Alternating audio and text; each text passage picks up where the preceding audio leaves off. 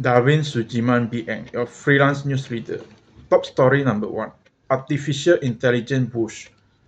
Many new technologies, even successful later, go through a hype cycle during their early years. In the 19th century, the hype was over railroad and telegraph, which led to a speculative investment bubble followed by mass bankruptcy.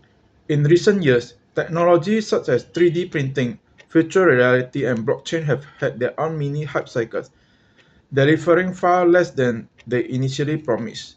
The latest technology that is in the hype cycle is artificial intelligence (AI), which some commentators view as being potentially even more impactful than the internet. But despite all the boost around AI, its adoption is nowhere near keeping pace with the burgeoning supply of capacity that big tech is adding.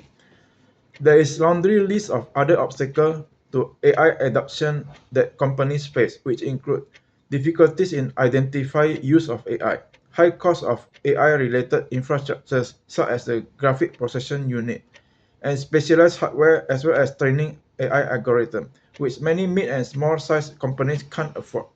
Doubtful return on investment, legacy IT system which may not be compatible with modern AI technology, and a shortage of skilled talent such as data scientists. The fear of missing out crowd that is preemptively pouring resources into AI before it takes off can draw a lesson from the internet age. Google was not the first search engine, nor was Facebook, owned by Meta, the first social media platform, nor Amazon the first e-commerce site. These companies succeed partly because they learn from the experience of those that come before them. Eventually, AI may live up to all the hype it is getting and maybe even more, but it will first need to go through its hype cycle, in which investors and companies will lose a lot of money and there will be many casualties. Top story number 2. Thailand and Sinawatras. If Mr. Srita has ever been an obstacle to Thaksin's behind-the-scenes power plays, that hurdle has now been cleared almost immediately. The patriarch, now 75, seemed to intensify his projection of power. Veteran Thai journalist and commentator Kavi Chongkit Tarayom suggested that policeman turned telecom tycoon turned politician seemed to treat her daughter's rise as a personal trophy of the Sinawatras rather than victory for Thai people. However, analysts are raising significant doubt over the effectiveness of their current policy arsenal. There is broad consensus that Southeast Asia's second-largest economy is now burdened by deep-rooted structural challenge. On the broader manufacturing front, Thailand has seen nearly 2,000 factories close over the past year. Odds are against few Thai being judged favorably on their ability to turn the economy around. The real threat to the coalition's stability is not from opposition, but from within, that is Thaksin himself. His open interference in government affairs, from allegedly dictating the government policies to day-to-day running of the administration, will put his own daughter, Prime Minister Paetongtarn, and her administration at great risk. In the short to medium term, there is no guarantee that her tenure will not be abruptly cut short by establishment or park machination, as was the case for Mr. Srita. Top story number 3. Guaranteed income. Mr. Atman launched his effort to study cash transfer in a set of questions, writing he was very confident guaranteed income would be introduced at some point nationally in some form as technology eliminates jobs. Do people sit around and play video games, or do they create new things? He wrote in a blog post. Are people happy and fulfilled? Do people without the fear of not being able to eat accomplish far more and benefit society far more? Some worries about direct cash transfers were alleged. Most recipients spend money not on drugs and alcohol, but on basic needs. People gain flexibility to spend on basic needs, but the cash didn't transform to their net worth or their mental or physical health. Ms.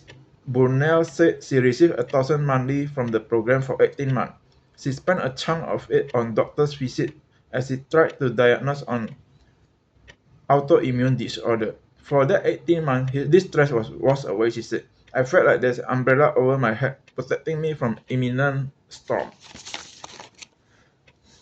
Top story number 4. Future of job. If you can think of specific skill and write down the bullet points of knowledge needed to develop it, and AI can most likely do that too. Not only can AI pass many college level courses, it can also pass bar exam. So what is left for human to do? We must invest in our core humanity. At its core, job has always been about meeting the needs of others. When we are in agrarian society, many jobs center on meeting basic need for food. As our economy and incomes grew, we work and it expand to meet other needs, for example, shelter, clothing, transport, entertainment, self-expression through many of the goods that we buy. Today, many jobs are in education and health service. Many people still don't recognize caregiving, for example, whether it's for very young or very old, as a particular skilled profession. This is a mistaken view. Anyone who has ever had a teacher who changed the course of his life simply by listening knows that some people develop skills that are extremely valuable and hard to acquire. How do you listen to someone's need, even if they are not clearly articulated? How do you help children develop confidence and joy? How do you help people find calm in chaotic world? The future of work may not lie in competing with machines on tasks that they do better, but embracing the human thoughts that technology cannot replicate. Top story number 5. Retirement. In the months before Hayes retired as a teacher on his 63rd birthday in July, I spent a lot of time looking for job advertisement, but the links I sent to his phone remain largely unread. It is a well-deserved break after nearly 4 decades of working life, stretches of which he didn't particularly enjoy. He said, "Honey, let me have some enjoyment first." He knows how he wants to spend his retirement. One is to play chess full-time. The game has been a lifetime obsession and he intends to take the game to study it seriously, play in overseas tournaments to raise his rating, and make it to the World Senior Chess Championship for the over 65. In between, he wants to go backpacking off the beaten track, always fancied the idea of being an adventurer. His first week of retirement was productive and promising. He fixed leaking tap, repainted seats, rusty kitchen chair, and even the entire wall. He picked up a copy of the essential auto-lengthy cookbook and got me to mark the recipes I would like him to try. Adjusting to his retirement will take time. We'll need to manage our different approach and will likely irritate each other until we reach some kind of acceptance. Top story number 6. Retirement, second chapter. It is important to plan for your retirement, whether it's 60, 65, 70, or 75. We will arrive at retire one day. Retirement is transiting from being managed, which you're at work, to managing yourself and your time. That transition is tough, so you need to find yourself and find new challenge. I wanted the next phase of my life to be about sitting down, appreciating life and the arts. I wanted to devote myself to the bucket list, doing the things I have never had the time or money to do earlier. Maybe there's more than life than just rushing through it.